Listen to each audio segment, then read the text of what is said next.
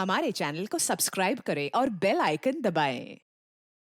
मैं हूं दयानंद शेट्टी और आप मुझे इंस्पेक्टर दया के नाम से जानते हैं। For more episodes of CID, subscribe to live crime and hit the bell icon.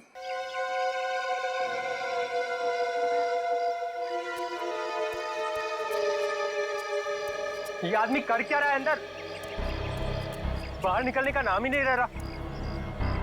सो गया है क्या अंदर? कमाल के लोग, दूसरे के टाइम की तो कोई वैल्यू ही नहीं।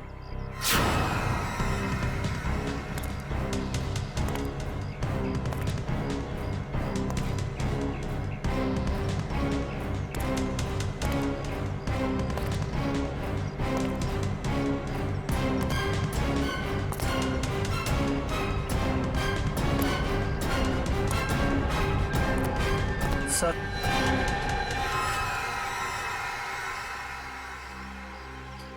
इतना लेट? ये सर्विस है तुम्हारे रिजॉर्ट की? सॉरी सर, आपने कैंची मांगी थी, वो तो नहीं मिली। चाकू लेकर आया, इससे काम हो जाएगा। तो ब्लडी लाउजी पीपल, 10:30 हो गए, मीटिंग्स करनी है, अपॉइंटमेंट्स है, और अंदर ये आदमी बैठ के धरना दे रहा है। सर, आप अंदर नहीं जा सकते सर। हेलो भैया, सुन रहे हैं आप? ओ भाई साहब, जल्दी कीजिए, मुझे लेट हो रहा है।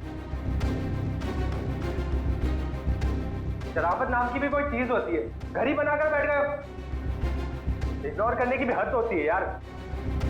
अरे सुनाई दे रहा है कि नहीं आपको कुछ?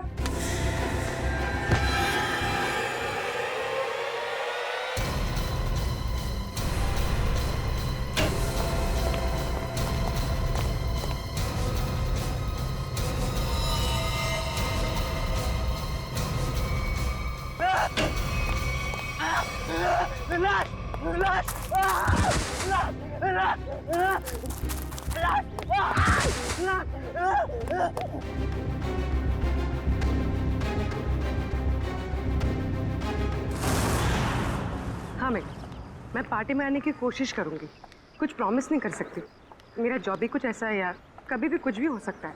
ठीक है, चल अब मैं रखती हूँ, बाय। नहीं, बिल्कुल नहीं चलेगा। रात को 1 बजे 2 बजे कोई भी कभी भी आके चले जाएगा। जवान लड़की के घर में रात के टाइम में किसी लड़के का आने का मतलब हम अच्छी तरह से जानते हैं। क्या चल रहा है यहाँ पे? हाँ, और ये रो क्यों रही है? आप इनसे ही पूछिए ना, इसने क्या चाला रखा है यहाँ पे। देखिए मैडम, ये सोसाइटी है और हम सब फैमिली वाले हैं, और ये कैसी कैसी हरकतें करके रखी हैं यहाँ। हरकतें? आपका क्या मतलब है? इसका मतलब ये है कि ये दोनों लड़के रात बिरात इसके घर आते हैं, दरवाजा खटखटाते हैं, शरारत करते हैं। और तुम एक बात कान खोलकर सुन लो, तुम यहाँ से खुद से चली जाओ, नहीं तो हम सब मिलकर तुम्हें जबरदस्ती यहाँ से निकाल देंगे। एक मिनट, शांत हो जाइए आप लोग। कौन है ये लोग? मुझे नहीं मालूम कौन है ये। 2 दिन से मेरी रूम पार्टनर नहीं है और ये लोग रोज रात को आके मुझे तंग करते, जबकि मैंने इनको कभी देखा भी नहीं है। देख जिया, झूठ मत बोल। तू ही हमें बुलाती है और अब पहचानने से मना कर रही है। हाँ, कसम से हमेशा खुद ही फोन करके बुलाती है हमें। देखो, झूठ मत बोलो, मैं तुम लोगों को नहीं जानती हूँ। पता नहीं ये लोग मुझे क्यों बदनाम कर रहे हैं। देखो, झूठ और सच का फैसला कहीं और जाकर करना, समझी? गुप्ता जी, इस बात का फैसला आप अभी कीजिए आप, और अगर आपसे भी नहीं होता है तो हम सब मिलकर इस लड़की का कमरा खाली कर देंगे। प्लीज सर, ऐसा मत कीजिए। देखो, मैं तुम्हें भाड़े पे एक घर देने के वक्त कहा था ना, हमारे सोसाइटी का रूल बहुत सख्त है। क्या बोला था ना? बोलो। प्लीज सर, इसमें मेरा कोई कसूर नहीं। फिर भी 2 दिन में मेरी रूम पार्टनर आ जाएगी, तब मैं अपना सारा सामान यहाँ से शिफ्ट कर लूंगी। ओके, 2 दिन का टाइम देता हूँ, लेकिन 2 दिन में रूम खाली हो जाना चाहिए, समझी? तुम दोनों भागो यहाँ से। अरे चलो निकलो। ठीक है जिया, ये तूने अच्छा नहीं किया। हाँ। पहले खुद ही हमें बुलाती है और फिर इंसल्ट करती है। कमाल है यार। चल चल। जिया, रोम, अगर तुम बेकसूर हो तो सच सामने आ जाएगा। तुम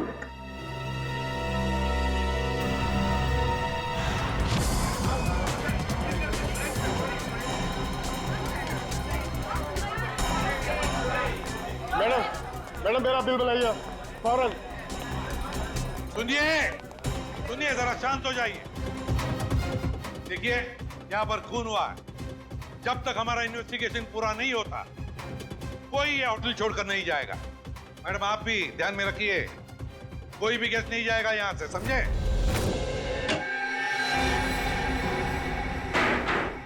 सर बॉडी नहीं है। बॉडी नहीं है?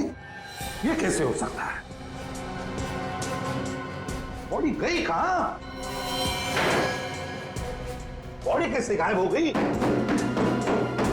ये कैसे हो सकता है? और सर, अगर किसी ने मर्डर किया है और अगर वो बॉडी ले गया तो फिर ये सिर क्यों छोड़ गया? वही तो, अगर सिर यहां छोड़ा और लाश कहीं पर लेकर गया तो कोई ना कोई निशान तो होने चाहिए था। किसी ना किसी ने तो देखा होगा। कोई ना कोई तो जगह हो सकती है।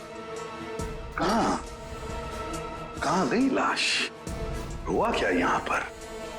नहीं नहीं नहीं नहीं, यहां पर जो कुछ भी हुआ है ना सांखे, यहीं पर हुआ है, इसी 4 दीवारों के अंदर, इस स्टीम बॉक्स में, यहीं पर। सर, इस सिर को देख के ऐसा लगता है किसी ने बहुत ही बेरहमी से कत्ल किया इसका। लेकिन यहाँ पे एक भी खून का निशान, कोई धब्बा, कुछ भी नहीं है। एग्जैक्टली। अगर सिर कटा है तो खून होना चाहिए था इन दीवारों पर, खून होना चाहिए था इस फर्श पर, लेकिन यहाँ पर खून का कोई भी निशान नहीं, कोई धब्बा नहीं। यहाँ देखो, इस बॉक्स में खून का कोई भी निशान नहीं, कोई भी निशान नहीं, ना कोई हथियार का निशान। सांखे, सिर कटा हुआ है, लाश गायब है, लेकिन इस पूरे कमरे के अंदर कुछ भी निशान नहीं, कमरा सुथरा साफ है। इसका मतलब कुछ ना कुछ तो गड़बड़ जरूर है, कुछ ना कुछ तो गड़बड़ जरूर है बॉस। सर, हाँ सर, जिसका खून हुआ है उसके दोस्त बाहर आए हुए। ठीक है, तुम चलो, मैं आता हूँ। सांखे, देख ले इस कमरे का एक एक कोना कोना छान वाले, देख ले कुछ मिलता है क्या। देखता हूँ। सर ये रहे। आप लोग रजित के दोस्त हैं? जी सर। आखिरी बार कब मिले थे रजित? सर, आज सुबह ही मुलाकात हुई थी। तो क्या कुछ फर्क लगा आपको रजित के बर्ताव में?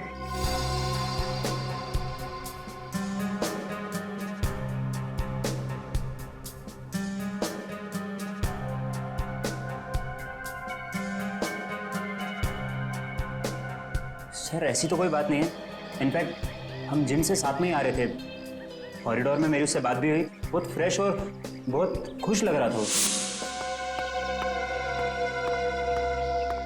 अरे रजित, कैसी रही तुम्हारी मसाज? हाँ, हल्का महसूस कर रहा हूँ। सेमिनार के लिए आए पर ऐसा लग रहा है वेकेशन के लिए आए हैं। मुझे लगा तुम वाकई में वेकेशंस के लिए ही आए हो। अरे कहीं सेमिनार में सो मत जाना। नहीं, मैं आधे घंटे के लिए स्टीम बात कर लूँ, फिर टॉक्सिन्स भी क्लीन हो जाएंगे और मैं फ्रेश भी लगूंगा।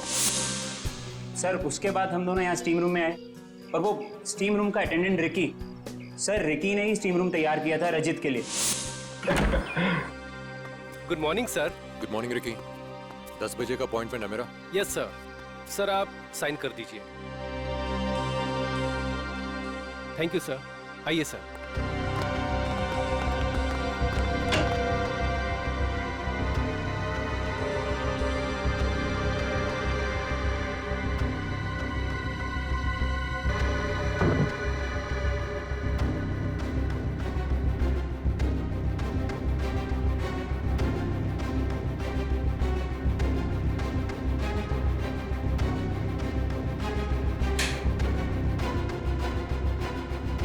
कितना टाइम लगेगा? सिर्फ 25 मिनट। चल रजित, तू एंजॉय कर, ब्रेकफास्ट में मिलते हैं। चल ठीक है, ओके। स्टीम रूम का अटेंडेंट रिकी। रिकी, ये स्टीम रूम का अटेंडेंट रिकी कहाँ है? जरा बुलाओ उसे।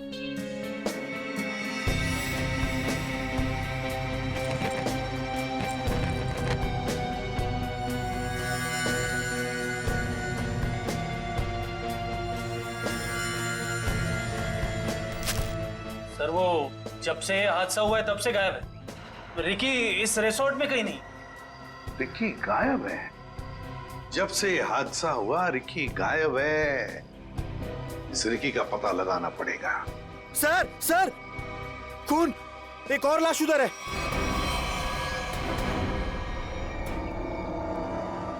ये हो क्या रहा है आपके होटल में? हाँ, एक सिर मिला है जिसकी लाश गायब और अब ये दूसरा खून। सर मैं तो खुद परेशान हूँ, ये क्या हो रहा है मुझे समझ नहीं आ रहा सर। अब बाहर फेरिए।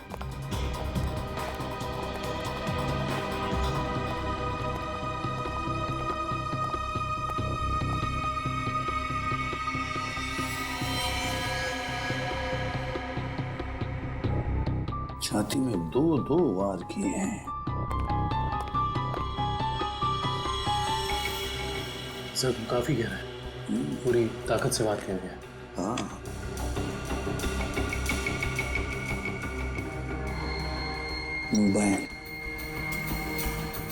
Correct sir. देखो फिंगरप्रिंट चेक करो इस पर। सर, हाँ, ये खाली ब्रीफकेस? स्टील की ब्रीफकेस, वो भी खाली।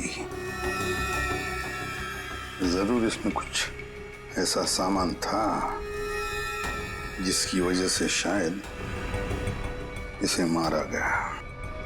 सर ये 2 ग्लासेस। दो ग्लासेस?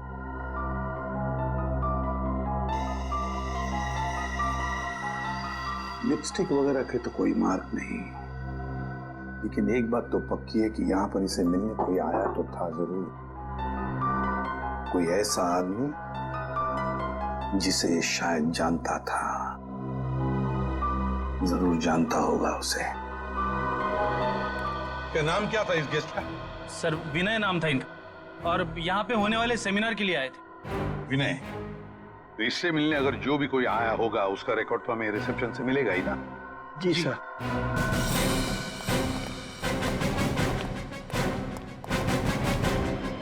देखो विनय के बारे में और कुछ जानना चाहते हैं हम। ये विनय कब आया था यहाँ पर? अब सर मिस्टर विनय ने आज सुबह ही चेक इन किया था हमारे रिजॉर्ट में, करीब 8 बजे। 8 बजे? जी। अकेले ही आया था या कोई साथ में भी था उसके? अब नहीं सर, वो अकेले ही थे। उनके रूम में कोई बाहर से विजिटर आया था? नहीं सर, बाहर से तो कोई नहीं आया था, लेकिन उनके सेमिनार से उनके रूम में कोई गया हो तो उसका पता नहीं हमें। अच्छा, विनय के बारे में कुछ खास बात याद आती है तुम्हें? मेरा मतलब है कुछ भी, यू नो। आपके रिसोर्ट में इस ब्रीफकेस के लिए कोई पर्सनल लॉकर है? आई एम सॉरी सर, हमारे रिजॉर्ट में ऐसी कोई फैसिलिटी नहीं है। ओके। हाँ सर, उनके पास एक छोटा सा स्टील का ब्रीफकेस था जिसे वो कुछ ज्यादा ही संभाल के रख रहे थे, और उसके लिए उन्होंने पर्सनल लॉकर के बारे में भी पूछा, बट सर हमारे रिजॉर्ट में ऐसी फैसिलिटी नहीं है। स्टील का ब्रीफकेस? लगता है ये वही स्टील का ब्रीफकेस है जो हमें उसके बेड पर से मिला है। जरूर उसके अंदर कोई कीमती, कोई इंपॉर्टेंट सामान होगा। सर ऐसा भी तो हो सकता है कि इस विनय की मौत का यही कारण हो। हाँ सर, विनय के रूम में कोई होटल के बाहर से नहीं, होटल के अंदर से आया था, और दोनों साथ में ही बैठे थे। सर, हाँ करण। सर इस फोन पर जो फिंगरप्रिंट थे उसे उठा लिया सर। Very good. देखते हैं आखिरी फोन किसका था। पार्टनर, जरूर किसी पार्टनर ने फोन किया था विनय को। पता लगाना पड़ेगा है कौन ये पार्टनर।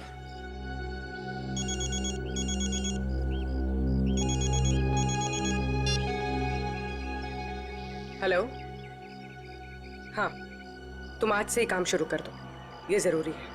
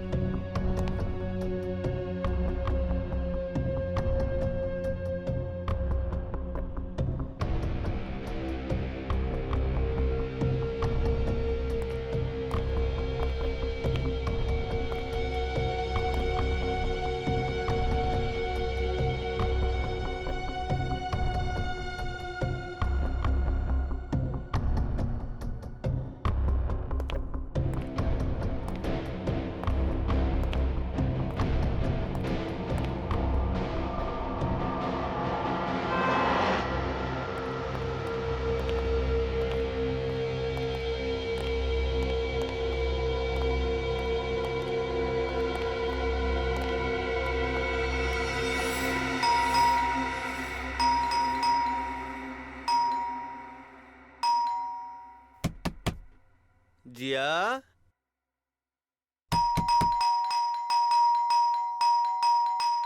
दरवाजा खोलो जिया। जिया, जिया, जिया दरवाजा खोलो वरना तोड़ देंगे हम, बता रहे हैं हम बस। ये इन लोगों का रोज का नाटक है। जिया, दरवाजा खोलो जिया। जिया प्लीज दरवाजा खोलो, प्लीज, नहीं तो हम तोड़ देंगे दरवाजा, बोल दे रहे हैं हम। जिया, जिया, पुलिस को फोन करते हैं, तभी बात समझ में आएगी इनको। जिया, दरवाजा खोलो जिया। जिया,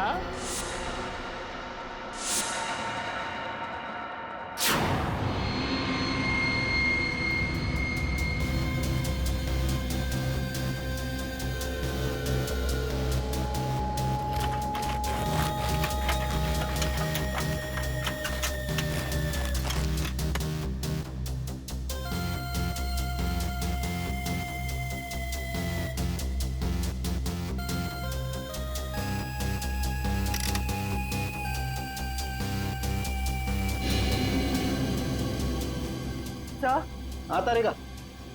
सर इसकी खोपड़ी में एक अजीब बात है। अच्छा,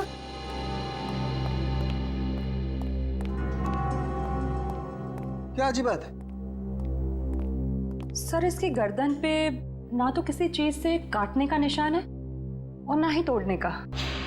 लेकिन कोई ना कोई निशान तो जरूर होना चाहिए। हाँ, कोई निशान तो होना ही चाहिए। अगर हथियार का नहीं है तो किसी और चीज का निशान होना चाहिए जिससे मारा गया। और इसकी खोपड़ी का अंदर का हिस्सा बिल्कुल खाली है। ऐसा लगता है जैसे कि सारी चीजें पिघल कर बह गई हो। ऐसा कैसे हो सकता है तारिका? इसके अंदर कोई मोम तो होता नहीं, खून है, मसल्स हैं, टिश्यूज हैं। हाँ, लेकिन ये खोपड़ी बिल्कुल खाली है। अच्छा तारिका, इसकी खोपड़ी में से जो फ्लूइड निकला था, तुम उस फ्लूइड को चेक करो, उसमें जरूर कुछ ना कुछ मिलेगा। सर,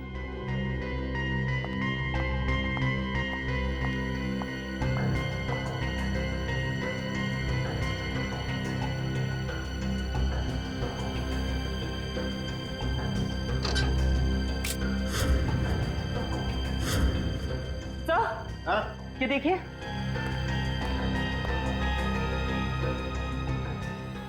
अरे एसिड, इसकी खोपड़ी के अंदर एसिड। सर इसका मतलब है एसिड या किसी केमिकल से इसके सर के अंदर के हिस्से और इसके शरीर को पिघला दिया गया और फिर स्टीम बॉक्स के ड्रेन पाइप से बाहर निकाला गया। हाँ, और वो भी 30 मिनट के अंदर। सर ये कैसे हो सकता है? हमने तो पढ़ा था कि कॉन्सेंट्रेटेड एसिड में किसी भी बॉडी को पिघलने के लिए कम से कम 20 घंटे लगते हैं। You're right, श्रेया, 20 घंटे ही लगने चाहिए, लेकिन इस केस में ऐसा नहीं हुआ। एक और बात, इस ड्रेन पाइप में मुझे कैल्शियम फॉस्फेट, जिससे इंसान की हड्डियां बनती हैं, वो और कुछ टिश्यूज के टुकड़े मिले हैं। मुझे लगता है जिस एसिड से इस आदमी के शरीर को पिघलाया गया है, यह एसिड किसी की इन्वेंशन है, कोई नई खोज। हाँ सर, उस बॉटल के निचले हिस्से से जो निशान बना था जिस केमिकल से, वो भी एसिडिक है और हमारे किसी केमिकल से मैच नहीं करता। लेकिन सर, अगर इस एसिड ने रजीत की बॉडी को पिघला दिया, तो फिर वो स्टीम बॉक्स क्यों नहीं पिघला? वो इसलिए क्योंकि ये एसिड किसी मेटेलिक चीज को नहीं पिघलाता है, और इसीलिए इस एसिड को कांच की बोतल में रखा गया था। सर फिर तो उसे बहुत दर्द हुआ होगा। नहीं वंश, मुझे नहीं लगता है इसे दर्द महसूस हुआ होगा। क्यों सर? क्योंकि श्रेया पहले इसे बेहोश कर दिया गया था।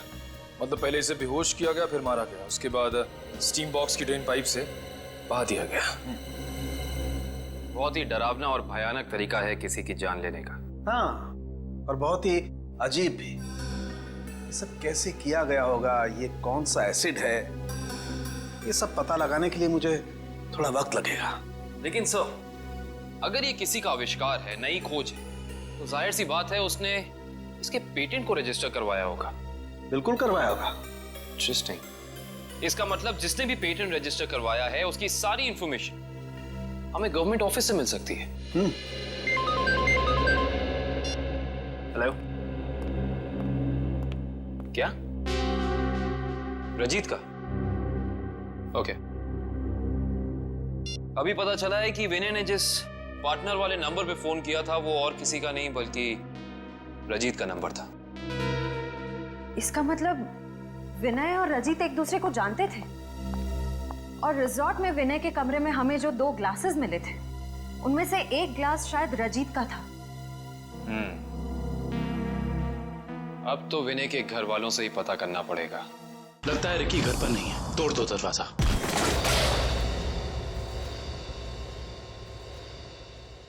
चेक करो।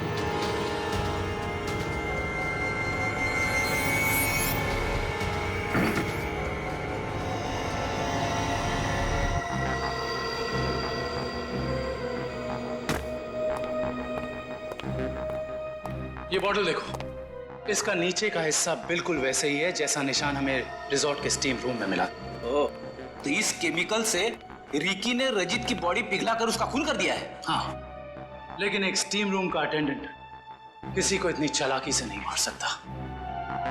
ये उसके दिमाग का काम हो ही नहीं सकता।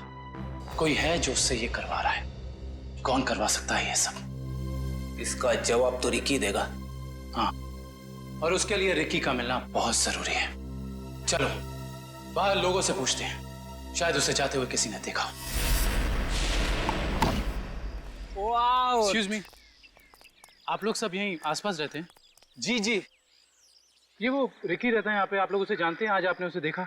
हाँ सर, मैंने देखा उसे। बड़ी जल्दी में लग रहा था और एक बैग भी था उसके हाथ में। अच्छा, यहाँ से किस तरफ गया था वो? सर उस तरफ। उस तरफ? हाँ सर, एक ट्रक आया और रिकी उस पे बैठ के निकल गया। थैंक यू, चलो उस डायरेक्शन में देखते हैं।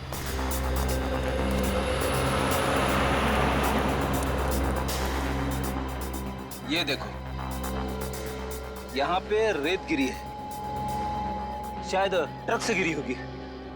इसका मतलब जिस ट्रक में रिकी गया वो ट्रक बिल्डिंग मटेरियल लेके जा रहा था। यहाँ आसपास कुछ कंस्ट्रक्शन चल रहा है, ढूंढना पड़ेगा।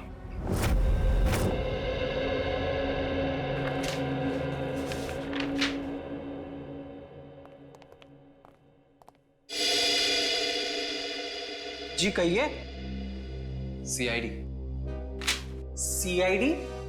जी, पिछले हफ्ते में जितने भी एसिडिक केमिकल्स को पेटेंट कराया गया है उन्हें रजिस्टर करवाने वालों के नाम और पते हमें चाहिए। केमिकल का कोई नाम भी तो होगा। आप वो फाइल हमें दे दीजिए, हम खुद ढूंढ देंगे। ठीक है।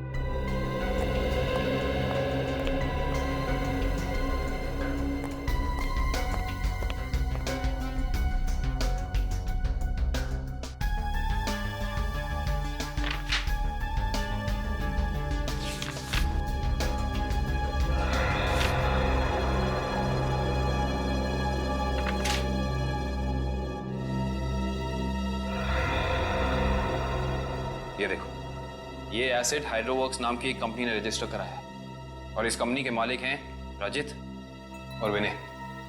इसलिए विनय के सेल फोन पे रजित का नंबर पार्टनर के नाम से सेव था। रजित अपने खोज से मरा और उसका पार्टनर विनय एक बंद कमरे में मरा हुआ मिला। इंटरेस्टिंग। ये केस तो और भी ज्यादा उलझता जा रहा है। नैना जी, हमें भी बहुत दुख है विनय की मौत का।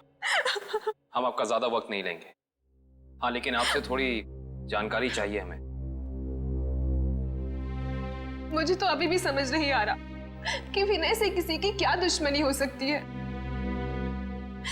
बेहद शरीफ और मिलनसार इंसान थे मेरे विनय। अच्छा, ऐसा कोई हादसा या कभी उनकी किसी के साथ कोई तू-तू मैं हुई हो या कोई दुश्मनी, कुछ याद है आपको? दुश्मनी तो कोई नहीं थी, पर हाँ कुछ दिनों से उन्हें कुछ धमकी भरे फोन जरूर आ रहे थे। धमकी? कौन थे ये लोग? मालूम नहीं, पर मैंने बहुत समझाया उन्हें कि उन्हें जाके पुलिस में कंप्लेन कर देनी चाहिए, पर उन्होंने मेरी एक ना सुनी।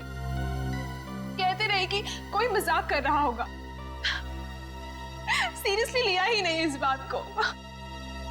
नैना जी, आप हमें हाइड्रो वर्क्स के बारे में क्या बता सकती हैं? हमारी इंफॉर्मेशन के हिसाब से विनय और रजीत दोनों पार्टनर्स थे और इन दोनों ने मिलकर एक बहुत ही खास केमिकल की खोज की थी। देखिए, मैं बस इतना जानती हूँ कि वो दोनों साथ में काम कर रहे थे, बस। देखिए नैना जी, उसी केमिकल का इस्तेमाल करके पहले किसी ने रजीत को और फिर विनय को मार डाला। ऐसा कैसे हो सकता है? वो केमिकल तो विनय अपने साथ लेकर जाने वाले थे, एक ब्रीफकेस में। उन्हें सेमिनार में कुछ पेपर सबमिट करने थे और वहीं उन्हें रजत से भी मिलना था। अच्छा नैना जी, क्या पहले कभी ऐसी कोई घटना हुई है जिससे हमें कोई सुराग मिल सके? ऐसा कुछ खास तो नहीं, पर हाँ कॉलेज के दिनों में जब वो जूनियर कॉलेज में पढ़ते थे तब कुछ तो केस हुआ था जिसकी वजह से उन्हें कॉलेज से रेस्ट्रिकेट कर दिया गया था। अच्छा, वो केस क्या था, कुछ उसके बारे में पता है आपको? देखिए, मैं ज्यादा कुछ नहीं जानती, पर बस इतना पता है कि कुछ तो केस हुआ था जिसकी वजह से उन्हें रेस्ट्रिकेट कर दिया गया था बेवजह। कौन सा कॉलेज था ये? GRN college. Thank you. Vinay और रजीत के खून का इस कॉलेज की घटना से क्या संबंध है, पता करना पड़ेगा।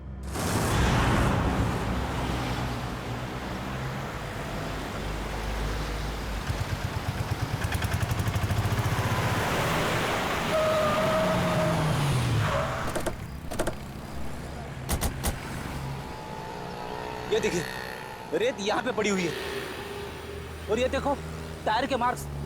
इसका मतलब ट्रक यहाँ पे आके रुक गया था, लेकिन ये कंस्ट्रक्शन का काम भी तो बंद है। यही वजह है कि अब हमें ये पूरी जगह चेक करनी होगी। आओ अंदर चलकर देखते हैं।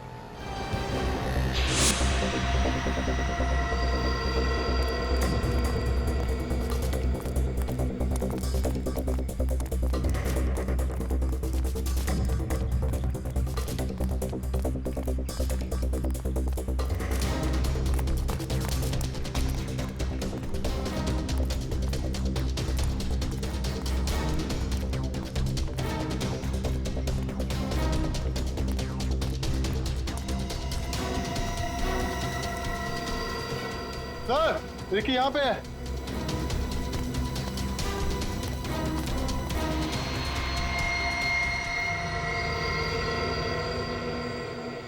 रिकी, रिकी, ये तो ठंडा पड़ गया। हाँ सर, इसकी स्किन भी कड़क हो गई है। पहले से हॉस्पिटल पहुंचाओ।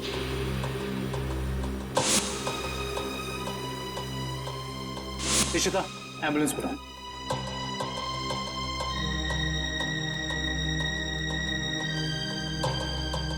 इसके शरीर पे जेल जैसा कुछ लगा हुआ है, जिसकी वजह से इसका शरीर अकड़ गया होगा। और ये देखिए, आसपास के पत्थरों पे भी जेल जैसा ही है। ये देखो,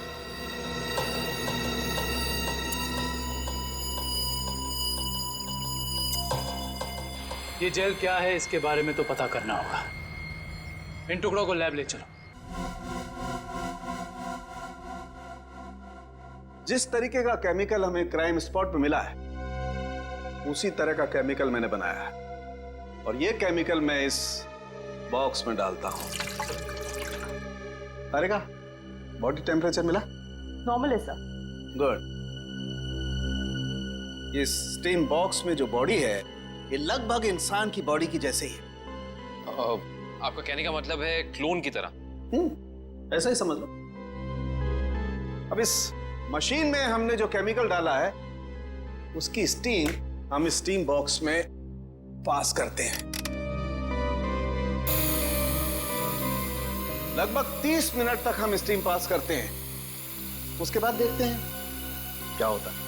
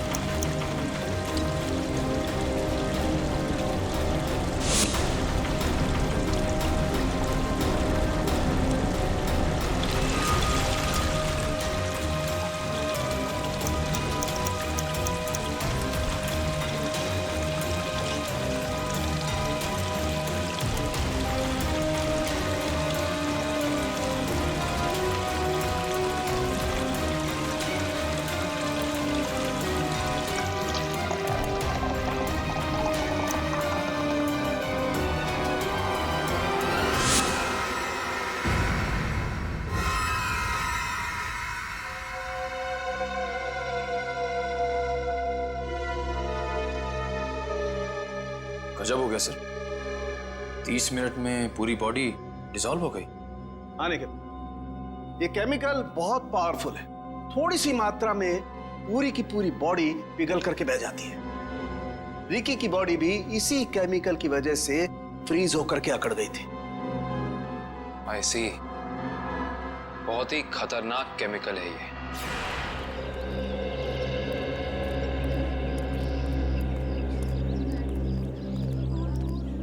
एक्सक्यूज मी, हम लोग सीआईडी से 2005 के केस के सिलसिले में आपसे थोड़ी पूछताछ करनी थी। 2005? ये तो बहुत पुराना केस है, लगभग 9 साल पुराना। आप रमेश जी से पूछिए, वो यहाँ के सीनियर हैं। Thank you. रमेश जी, हम लोग सीआईडी से 2005 में एक घटना हुई थी जिसमें रजित और विनय का नाम आया था। रजित और विनय? सर क्या है कि हर साल इतने लड़के लड़कियां आते हैं तो नहीं, उस केस में इन दोनों लड़कों को रेस्ट्रिकेट किया गया था। रेस्ट्रिकेट? अरे हाँ, याद आया। उस साल कॉलेज के एक स्टूडेंट की मौत हो गई थी और इन दोनों लड़कों का नाम भी उस केस से जुड़ गया था। काफी बवाल हुआ था। ये स्टूडेंट कौन था और उसकी मौत कैसे हुई? मैडम, बहुत अजीब तरीके से हुई थी। ये किस्सा लेबोरेटरी में हुआ था।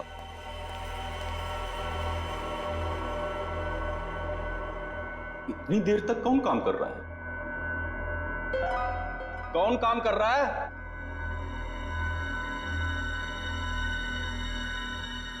अरे भाई, खोगे का काम में जवाब तो दो, कब तक काम करोगे? अरे चुप क्यों हो? बताओ, मैं लेबोरेटरी बंद करूं या खुली रहने दूं?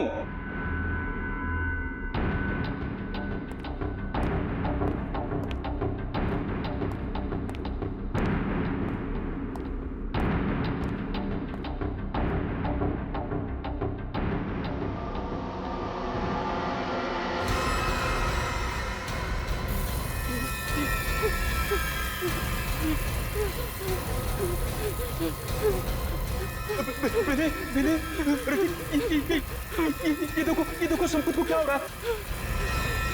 सर बचाइए इसे, प्लीज कोई बचाओ इसे। सर देखिए ना संपत को क्या हो रहा है। सर देखिए ना। क्या कुछ करो भाई। सर क्या हो रहा है, देखिए ना। सर बहुत भयानक था वो। ऐसा मैंने पहले कभी नहीं देखा था। एक आदमी खड़ा था और खड़े खड़े पिघल गया।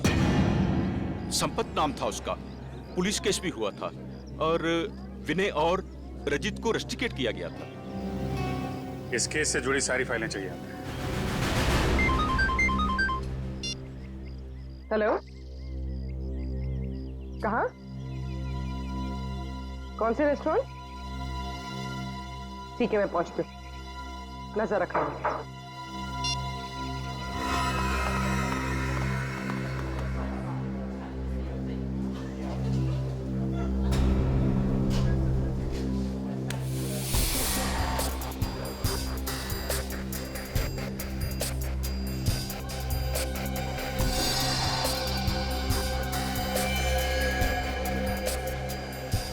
मजा तो आता है यार।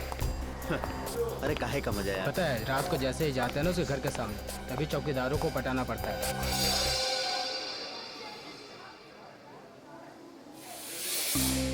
मैडम, आप यहाँ कैसे? तुम लोग क्या समझते हो? तुम लोग कुछ भी करते रहोगे और तुम्हारा कोई कुछ नहीं बिगाड़ सकता। मैडम, हमने क्या किया? एक लड़की का जीना हराम कर रहे हो और पूछ रहे हो क्या किया है? टेढ़ी बात करोगे ना तो सीधा करना हमें आता है। क्यों कर रहे हो ये सब? मैम, हम खुद नहीं गए उसके घर, वो खुद ही हमें बुलाती थी। हम पहले भी बता चुके हैं मैम आपको। और मैडम, आपको जानना ही है तो आप जिया से बात करो ना, वो क्यों बुलाती है हमें? वो झूठ नहीं बोलती है सर, हम सच बोल रहे हैं सर, हमारा यकीन कीजिए प्लीज। हाँ जानता हूँ, राजा हरिश्चंद्र के चेले हो ना तुम लोग। देखो, लास्ट चांस करो, सच सच बताओ, उस लड़की को क्यों परेशान कर रहे हो? और अगर सीआईडी का तरीका अपनाऊंगी ना तो तोते की तरह बोलना शुरू कर दोगे।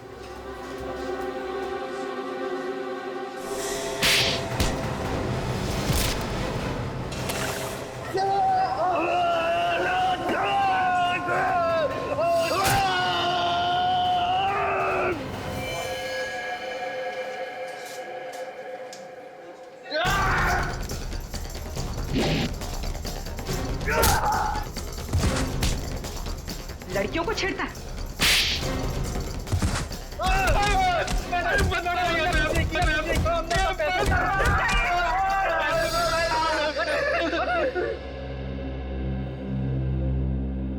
किसके कहने पे किया ये सब? एक्सपेरिमेंट हो रहा था साइंस लैब में 2005 में और बेस्ट इन्वेंशन करने वाले को स्कॉलरशिप मिल रही थी। ये तो स्टूडेंट पिघल के मर गया था संपत। इसने एक स्पेशल एनेस्थीसिया बनाया था बेहोश करने की दवा जो किसी भी मसल को 5 मिनट के लिए फ्रीज कर सकती थी। और ये रजित और विनय, इन्होंने एक ऐसा केमिकल बनाया था जो किसी भी चीज को 30 मिनट के अंदर पिघला सकती थी। सर ये देखिए।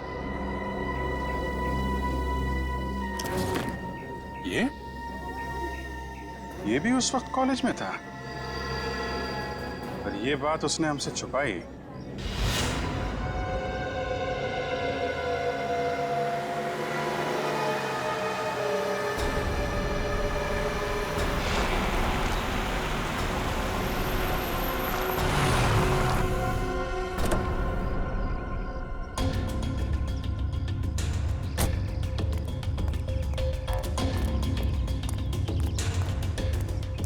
पैसे लिए? हाँ, ये देखो।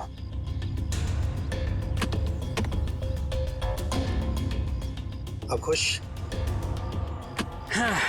गुड। ये रहा तुम्हारा सामान।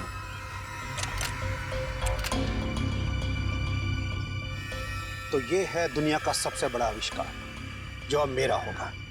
बिल्कुल तुम्हारा है। Thank you. Welcome.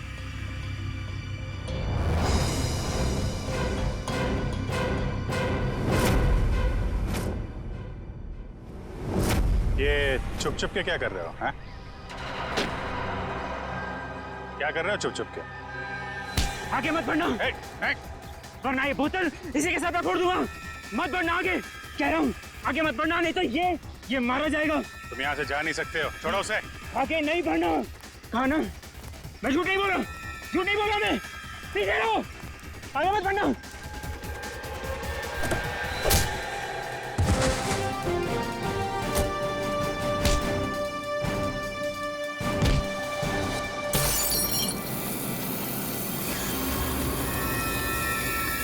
Christian, punch, hospital लेकर आओ जल्दी।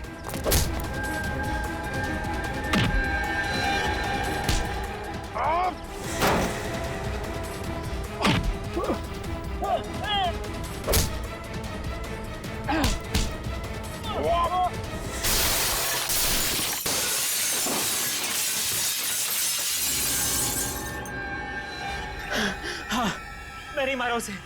मैंने और रजित के केमिकल का इस्तेमाल करके मैंने संपत को लैब में मार डाला।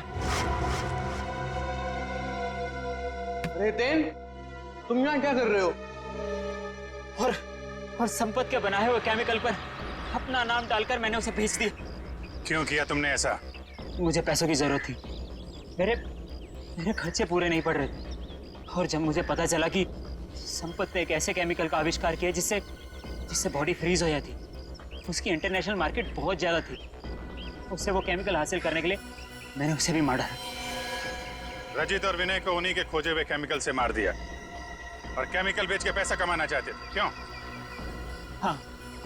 और इसमें वो स्टीम रूम का अटेंडेंट रिकी, उसने तुम्हारी मदद की थी। हाँ, लेकिन मैंने उसे पैसे दिए थे। इस बॉटल का सारा केमिकल स्टीम बॉक्स में डाल देना। जैसे ही काम खत्म हो जाए इस बॉटल को गायब कर देना। चलो। हाँ, समझ गया। चलो निकलो। मैंने पहले विनय को मारा।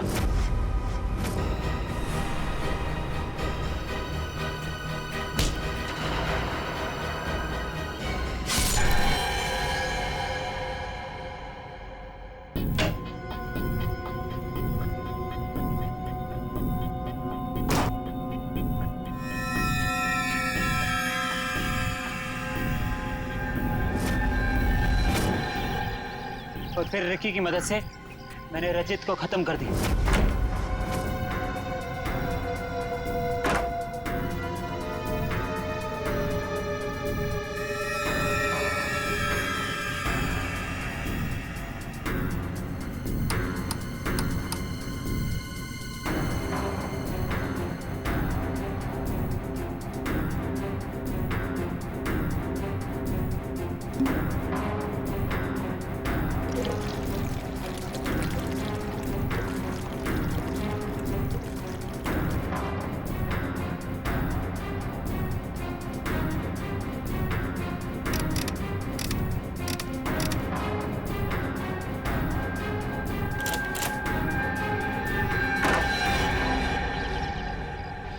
रिकी तो तुम्हारा साथी है ना, फिर उसे मारने की कोशिश क्यों की तुमने?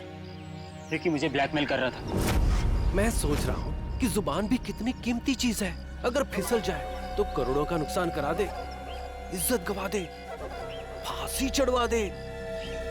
मतलब वो केमिकल की बोतल मेरे सीने में 2 मर्डर्स के राज बहुत ज्यादा है। जुबान जेल नहीं पाएगी, वजन तो करना ही पड़ेगा। लो पैसे पकड़ो और अपना मुंह बंद रखो, समझे? उसी केमिकल से मुझे डरा रहा था। क्या करता? जरूरत थी और मजबूरी। Shut up!